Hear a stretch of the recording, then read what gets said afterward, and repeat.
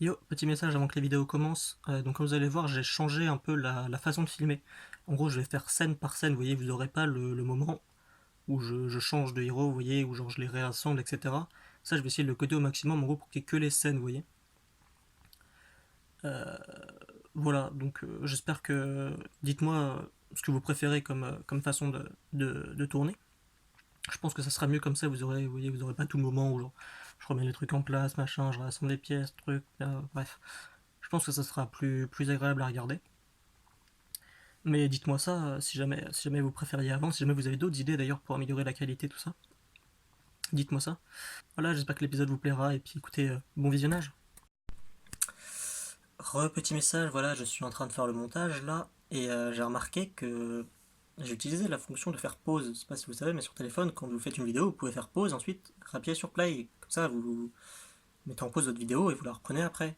Vu que moi je commence à faire scène par scène, c'est pratique du coup, genre, du coup j'ai pas de gros cut, j'ai juste à faire pause et je reprends après, et ça m'évite de faire un cut et de laisser tourner ma vidéo pendant 1 heure. Sauf que, en utilisant cette fonction, je ne sais pas pourquoi, mais en moment de relancer, ça, ça a pris l'audio, mais ça a réduit la vidéo.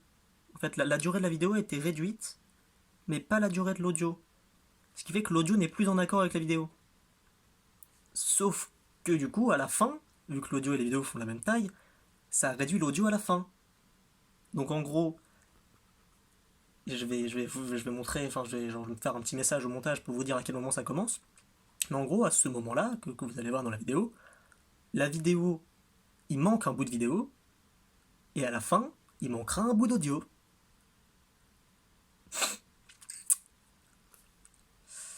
C'est cool, hein. Et vraiment, j'adore mon téléphone. Il fait vraiment des trucs de folie. C'est-à-dire me niquer en début de vidéo et me supprimer une fin d'audio. C'est vraiment génial. Donc je vais essayer de faire en sorte qu'elle soit à peu près compréhensible. Mais donc pendant un instant, vous aurez une image fixe avec des bruits d'audio qui ne correspondent pas du coup, parce que l'image est fixe. Parce que moi je fais des trucs en fait. C'est le principe de filmer. Pardon, je suis très intrigué. Donc vous aurez de l'audio, vous aurez genre un petit bruit de clipsement, etc. Mais il n'y aura pas de vidéo qui correspond, parce que bah, cette vidéo n'existe plus. Elle a disparu dans les méandres de cette merde, et à la fin, l'audio va se couper un peu brutalement, et voilà, j'aurais pas clairement fini mon épisode, j'aurais pas dit ce que j'avais à dire à la fin, parce que cette fin d'audio n'existe plus. Voilà. Donc en gros, cet épisode va peut-être être un peu bordélique, et voilà. Dire que j'ai un peu la flemme de tout refilmer, en fait, c'est un peu chiant. Genre bon, je vais essayer de faire en sorte que ce soit compréhensible, c'est le principal, j'ai envie de dire.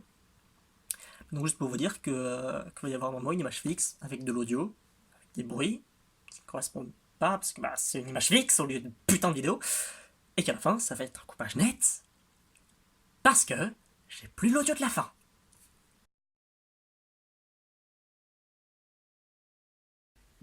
Yo, donc on se retrouve pour l'épisode 5 de l'histoire d'Oshima. Donc on s'était laissé sur ce petit bras absolument magnifique, et sur Madara qui s'était barré. Donc, ce qui se passe, c'est que notre cher Oshima entend une voix dans sa tête qui lui dit Je suis enfin libre. Et voilà, c'est quand même déjà plutôt pas mal comme début. Euh, et, euh, et le problème, c'est que genre Oshima n'arrive plus vraiment à se contrôler. En gros, il commence à devenir un peu fou et commence à. Enfin, surtout cette partie de son corps, en fait, ce bras commence à en gros un peu le diriger et à se mettre à attaquer nos deux héros Stormer et Neo. Donc ce qu'ils vont faire, c'est donc essayer de calmer notre Oshima, le calmer, c'est-à-dire le mettre au sol. Euh, donc c'est ce qu'ils vont faire, hein. Ils vont essayer de combattre Oshima qui essaye lui-même de combattre le truc qu'il contrôle à l'intérieur de lui, bref. Vous comprenez un peu le bordel, enfin j'espère. Euh, donc ils finissent par le maîtriser, enfin surtout par maîtriser cette... Merde. c'est pas prévu qu'il se casse. Surtout, ils finissent par maîtriser ce bras, vous voyez, cette chose absolument immonde. Et Stormer arrive.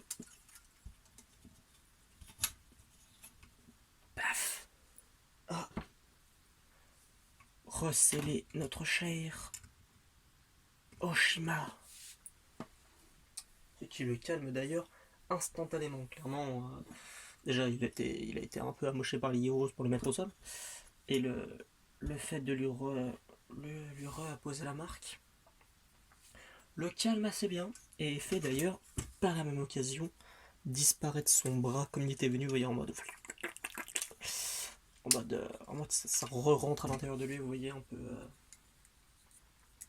peu les trucs visqueux, organiques, Venom, tout ça, vous voyez, ce genre de bail. Et donc notre cher Oshima tombe littéralement raide, vous voyez, genre il est épuisé, exténué, tout ce que vous voulez.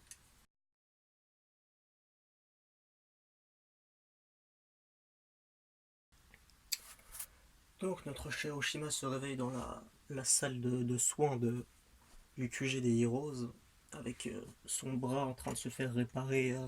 Imaginez un tas de petits bras robotiques là qui vont et qui lui refixent son bras. Il faut beaucoup d'imagination, je sais, mais bon, je suis sûr que vous en avez plein. Et donc voilà, il se réveille ici, et donc les Heroes lui expliquent qu'ils lui ont fait passer pas mal de tests pour savoir un peu ce qui avait pu se passer. Ils ont remarqué que la chose qu'ils avaient déjà constatée à l'intérieur de son corps est devenue encore plus grande. Voilà, c'est genre elle prend de plus en plus de place dans son corps en gros. Même avec le saut, elle arrive à s'étendre et à contaminer de plus en plus le corps d'Oshima. Et ils savent toujours pas ce que c'est. Donc Oshima qui vient enfin de retrouver ses esprits, donc qui se lève de la table, maintenant qu'il est réparé, je veux dire, il n'a plus besoin de prendre la table, la table d'opération. Voilà. Oui, ceci est une table d'opération. Se lève, reprend ses armes et explique aux héros que quand cette chose s'est réveillée en lui, il a entendu une voix étrange lui dire « Je suis enfin libre ». Et ce qui inquiète encore plus les héros, effectivement. Donc ouais, effectivement, ça inquiète beaucoup les héros. Et ils se disent qu'ils vont faire des recherches, surtout les démons en quelque sorte, vous voyez, tout ça. Ils pensaient que c'était que des choses surnaturelles, ça qui n'existait pas, mais en fait, ils se rendent de plus en plus compte qu'il y a peut-être moyen que ça existe, un peu tout ce qui est démons, parasites, tout ça, bref. Du coup, ce qu'ils vont faire, c'est qu'ils vont aller rechercher dans leur base de données tout ce genre de détails, et qu'ils vont aussi demander à Oshima s'il veut pas essayer de libérer sa merde. Ça peut paraître très con, mais en même temps, c'est mieux de le libérer dans un endroit confiné, une salle d'entraînement dans lequel il peut se faire balancer une sorte de gaz ou quelque chose pour l'endormir et du coup le calmer, plutôt que en pleine ville. Le raisonnement est plutôt logique, hein, on va pas se le cacher. Et donc Oshima accepte et se dit qu'il va essayer d'aller libérer cette chose et de savoir ce que c'est et d'essayer de le contrôler, vous voyez. Donc c'est ce qui va se passer. Donc nos deux héros sont partis faire des recherches dans leur base de données, tout ça. Les encyclopédies, bref, tout ce que vous voulez. Et donc notre cher Oshima se retrouve dans la salle d'entraînement. Donc avant de rentrer, déjà, il va déposer ses armes. Parce qu'il se dit, il y a quelque chose à l'intérieur de moi qui vit, visiblement, et qui a une force assez incroyable. Donc le mieux, ça serait de pouvoir contrôler cette force, vous voyez, apprendre à contrôler cette puissance phénoménale. Donc, si ce truc est vivant, on est d'accord que pour se faire des amis, c'est plus simple de discuter que de leur foutre des pains dans la gueule. C'est un raisonnement qui se tient. Donc c'est ce qu'il va faire, enfin c'est ce qu'il va... Pardon. Vu qu'il veut essayer de devenir ami en quelque sorte, vous voyez, de pouvoir utiliser sa force à bon escient sans que ça devienne un truc qui veut tuer tout ce qui se passe autour, il se dit qu'il va ne pas prendre d'armes pour essayer d'être moins violent, vous voyez. Donc ce qu'il va faire, c'est déjà libérer son sceau, évidemment. Bien, j'ai voulu le lancer en l'air, ça n'a pas marché. Libérer son sceau. Et donc, comme Madara l'a fait, il va tout simplement demander à tout ce qui est robot d'entraînement, tout ça. Attendez 2 secondes. Voilà, j'ai construit un petit truc. Donc il va demander au robot d'entraînement, voilà, ceci est un bras de robot d'entraînement. J'essaie de faire le plus de trucs pour qu'il y ait moins pour que vous ayez du concret, ok? Donc bon, je sais que c'est pas ouf, mais déjà j'essaye. Attendez. Si je fais ça. Bien. Oh c'est beau, regardez, comme ça vous savez même pas d'où il vient. Eh franchement, je suis trop un artiste. Ce qu'il va faire, c'est qu'il va demander tout simplement au robot d'entraînement, enfin, de lui couper le bras. Tout simplement. C'est pas plus compliqué que ça. Tout ça pour ça. Appelé. Et donc, comme il s'y attendait, la créature se redéploie et vient lui remplacer le bras à nouveau. Donc le rend un peu fou, etc. Il y a les voix qui commencent à revenir dans sa tête, etc. La main l'emmène dans tous les sens, essayer d'exploser les murs, machin truc, mais ça marche pas, etc. etc. Et au bout de 10 bonnes minutes d'acharnement contre les murs et contre le corps même d'Oshima, hein, c'est-à-dire que bon, son bras peut clairement l'atteindre, donc bon voilà, il s'est un peu fait défoncer la gueule par son propre bras. Cette chose finit par se calmer en gros, et quand je pourrais... Bon, je pense pas que je vais pouvoir faire de décor, mais bon. Si, attendez, j'ai peut-être une idée. Il se retrouve à l'intérieur de sa tête. Vous savez, dans les films, tu sais, les moments où genre tout est noir derrière, genre pour symboliser qu'il est dans son esprit, quelque chose, tout ça. Je suis sûr que vous voyez très bien. Et donc c'est ça, il se retrouve dans son esprit, en quelque sorte, dans son corps. Il est là. Et face à lui se dresse... attendez, je vais lui changer un peu de gueule vite fait. Hop, allez. Se dresse sa créature. Ta ta ta ta. Ce qui est bien, c'est qu'en plus vous voyez à peine à quoi il ressemble. C'est génial, putain, je suis trop un scénariste de folie. Oshima se retrouve voilà face à sa créature. Il lui demande mais qui es-tu, bordel de merde? Qui es-tu? Pourquoi habites-tu mon corps? Qu'est-ce que c'est que ça, bordel? Il fait plus calmement évidemment, mais c'est l'idée. Et donc sa créature, vous voyez à peine la tête. Ah, c'est génial. Pardon. Je suis fier de moi. Lui explique que c'est un symbiote nommé Venom. Ouais, j'ai pas mal d'inspiration d'autres trucs, ouais, mais je jugez pas, écoutez. C'est un symbiote nommé Venom qui appartenait à Madara, mais qui donnait d'ailleurs une grande partie de sa force à Madara. Clairement, Madara était ultra puissant parce qu'il possédait en lui ce symbiote nommé Venom. Sauf que Venom n'était pas aussi fou que Madara en gros, et commençait à se rebeller face à Madara. Et étant donné que c'était lui la source de son pouvoir, il pouvait pas juste dire bah au pire dégage parce que Madara sinon n'aura plus de pouvoir, vous comprenez? Et du coup c'était genre un conflit interne entre Madara et Venom, puisque Madara voulait défoncer les gueules de partout. Alors que Venom, lui, bah pas tant que ça en fait, tu vois, genre Venom, bon il est ultra vénère, mais dans le fond il avait de vraies idées, une idéologie de paix. Peut-être un peu foirée, on verra ça plus tard, mais son idéologie était plutôt la paix. Et donc il n'arrivait pas du tout à s'entendre avec Madara, et donc il a essayé de combattre le plus possible Madara, jusqu'au jour où Madara a fini par trouver cette solution, qui n'était autre que d'échanger Venom contre un autre démon.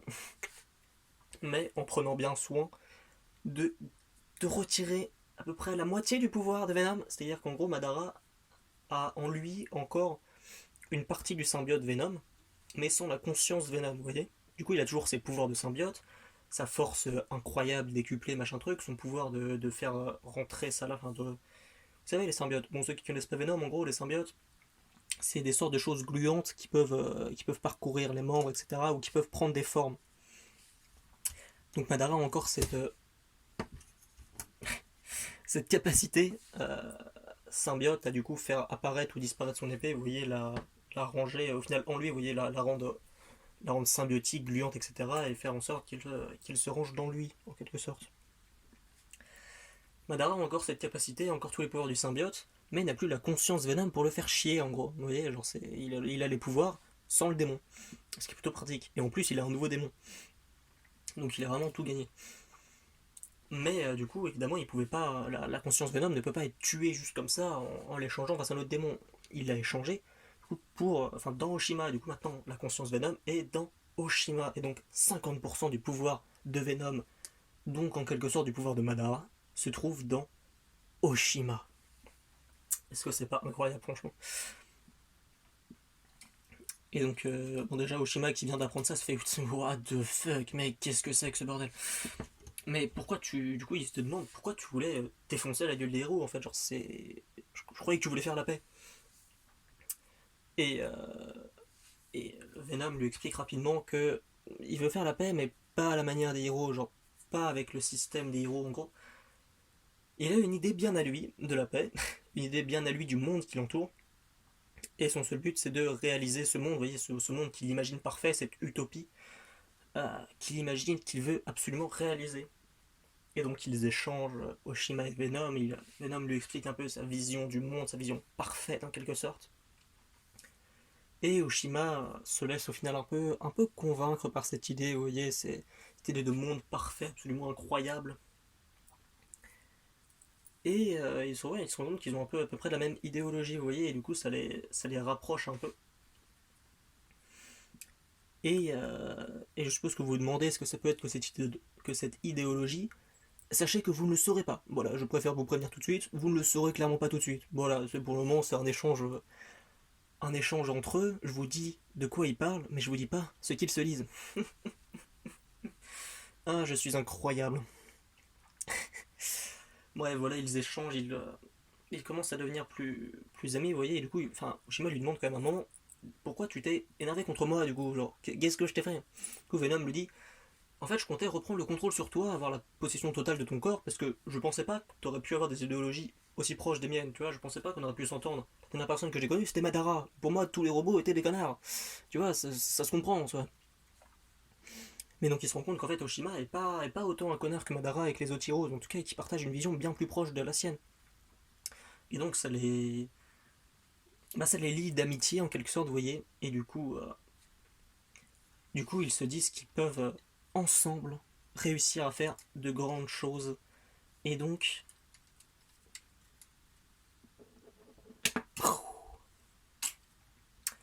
retour, retour dans la salle d'entraînement. Et donc Venom lui montre un peu. Merde, attendez, il y a ça aussi dans la salle d'entraînement. Merde. Là. Il y a ça dans la salle d'entraînement. Retour dans la salle d'entraînement. Donc Venom lui explique du coup que tous les pouvoirs symbiotiques, etc., tout ce qu'ils peuvent faire avec. Et donc il lui montre une capacité plutôt pratique qui est, vous voyez, de faire une sorte de truc symbiote, vous voyez, une sorte de long bras symbiote un peu gluant. En vrai, allez voir genre des images de Venom ou des trucs comme ça, que vous verrez, c'est exactement la même chose que j'imagine personnellement, un truc un peu Venom, tout ça. Allez voir genre le film Venom, je sais pas, vous comprendrez très bien ce que vous devez imaginer. Et donc il lui montre qu'il peut du coup se faire une sorte de truc comme ça, aller chercher ce bras, et les bruitages sont incroyables. Et du coup le refixer par la puissance du symbiote. Est-ce que c'est pas incroyable franchement? Et donc là du coup Oshima se dit mec, on est des putains de dieux mon gars, on va être invincible, on va défoncer Madara en 2-2. Venom lui dit très clairement calme-toi, il a quand même encore 50% de mon pouvoir, et moi je suis plus trop en forme, tu vois, genre bon, à un moment je me suis un peu fait la tête le cul par Madara, il y a encore 50% de mon pouvoir, plus un nouveau démon, plus le fait qu'il ait une épée légendaire. Bon, on n'est pas encore au bon niveau, tu vois. Alors on vient à peine de réellement se connaître, on vient à peine de former un duo symbiotique. On n'est clairement pas à un niveau élevé. Venom lui remet clairement à sa place. Bon, Shima est un peu deg, mais Sonic, effectivement, il a raison. Ils sont clairement pas encore au niveau. Mais déjà, ils sont liés par le pouvoir du symbiote.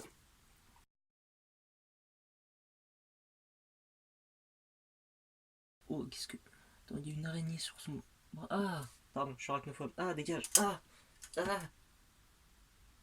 Elle est où? Elle est toute petite, mais... Ah non, elle est encore dessus. Elle est vraiment toute petite, mais... Ah, je suis arachnophobe. Dégage. Merde, je lui ai pété une jambe. Ah, mais dégage. Ah, saloperie. Attends. Putain de merde. Ah.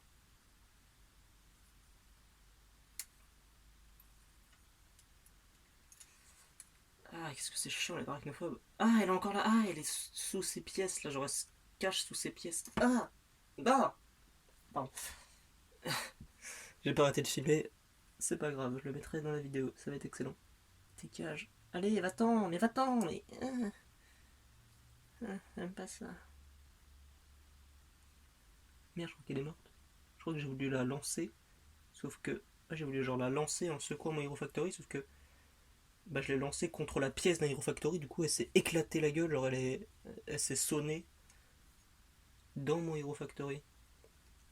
Vous voyez là-dedans, là. Alors attendez, je galère un petit peu. Là, elle était par là, là.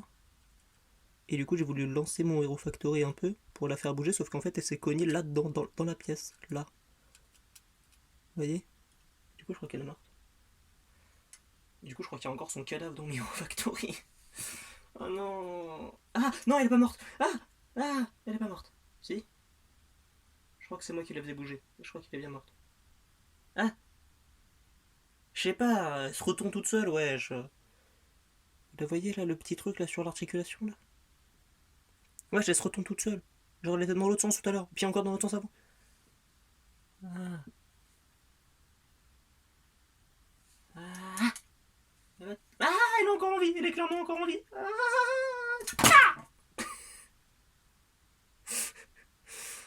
Le mec.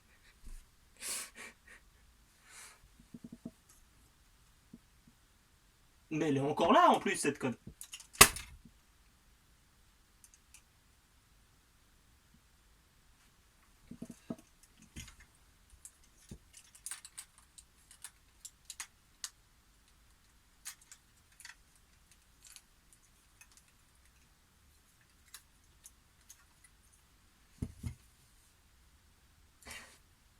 Ah, mais dégage.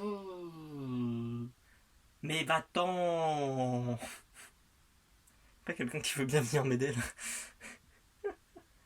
Ah. Elle est marre de parler. Mais dégage, t'es mort. Allez, descends.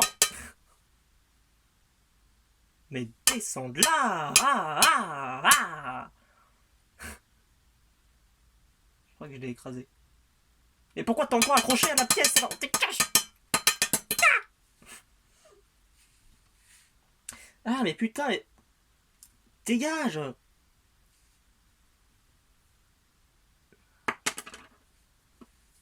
Putain. Ça fait combien de temps que je suis en train de me battre avec cette araignée là? Je sais même pas. Alors attends, parce que du coup je l'ai balancé sur mon sol, sauf que c'est un truc en bois. Et vu qu'elle est... Oh mec, elle avait là quasiment... Putain, mais mec, elle a quasiment la même couleur que le bois. Elle a quasiment la même couleur que le bois. Du coup je la vois à peine. Du coup j'ai cru qu'elle avait disparu, j'ai cru qu'elle était encore en vie. Non, elle est toujours là. Putain, on la voit à peine, vraiment. Elle a vraiment la même couleur, c'est excellent. Bon, désolé, j'ai tué une araignée, mais je suis arachnophobe, c'est bon, laissez-moi tranquille. Je suis arachnophobe, le vol 10 milliards, c'est bon, me saoulez pas. Putain, quelle araignée de merde.